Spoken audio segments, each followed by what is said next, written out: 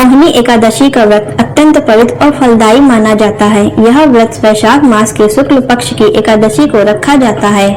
इस दिन भगवान विष्णु की पूजा की जाती है। मान्यता है कि इस व्रत को करने से सभी पाप नष्ट हो जाते हैं और जीवन में सुख समृद्धि आती है। तीन समय में भद्रावती नगरी नाम की एक सुंदर नगरी थी। वहाँ सूर्यवंश के एक प्रतापी राजा द्युतिमान राज्य करते थे। वे धर्म प्रिय, न्याय प्रिय और प्रजा के हित में लगे रहने वाले राजा थे। उनके राज्य में एक धनी व्यापारी रहता था जिसका नाम था धनपाल। धनपाल बहुत ही दयालु और धार्मिक व्यक्ति। उसके 5 पुत्र थे, लेकिन उनमें सबसे छोटा पुत्र दुष्ट बुद्धि, अत्यंत दुष्ट स्वभाव का बुद्धि बुरे कर्मों में लिप्त रहता था। जुआ खेलना, शराब पीना, चोरी करना और गलत संगति में रहना उसकी आदत बन गई थी। उसके पिता ने कई बार उसे समझाया, लेकिन वह नहीं माना। अंत में परेशान होकर धनपाल ने उसे घर से निकाल दिया। अब दुष्ट बुद्धि दर दर भटकने लगा। उसके पास न धन बचा और न कोई सहारा। धीरे धीरे वह इतना गिर गया कि उसे खाने के लिए भी भटकना पड़ता था। एक दिन भूखा प्यासा दुष्ट बुद्धि जंगल में भटकते भटकते एक आश्रम में पहुंचा।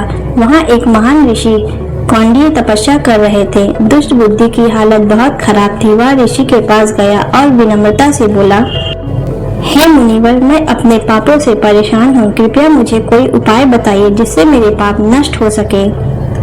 ऋषि कौंडिन्य ने दया करके कहा, वैशाख मास के शुक्ल पक्ष की एकादशी को मोहिनी एकादशी कहते हैं। तुम इस व्रत को पूरी श्रद्धा से करो, इससे तुम्हारे सारे पाप नष्ट हो जाएंगे।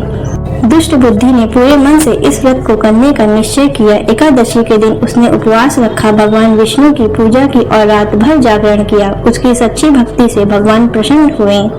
धीरे धीरे उसके सारे पाप नष्ट हो गए और उसका मन शुद्ध हो गया। कुछ समय बाद उसकी मृत्यु हुई तो उसे दिव्य लोक प्राप्त हुआ, जहाँ उसे मोक्ष की प्राप्ति हुई। मोहिनी एकादशी का नाम भगवान विष्णु के मोहिनी रूप से जुड़ा है। जब उन्होंने समुद्र मंथन के समय देवताओं को अमृत पिलाने के लिए मोहिनी रूप धारण किया था। इस व्रत के प्रभाव से पापों का नाश होता है, मन शुद्ध होता है, जीवन में सुख समृद्धि आती है, अंत में मोक्ष की प्राप्ति होती है। एकादशी के दिन प्रातः स्नान करें, भगवान विष्णु की पूजा करें, व्रत रखें, ओम नमो भगवते वासुदेवाय मंत्र का जाप करें, रात को जागरण करें, द्वादशी को व्रत का पारण करें। यह कथा हमें सिखाती है कि व्यक्ति चाहे कितना भी पापी क्यों न हो, सच्चे मन से भगवान की शरण में जाने से उसका उद्धार हो सकता है। सही मार्ग अपनाने में कभी देर नहीं होती।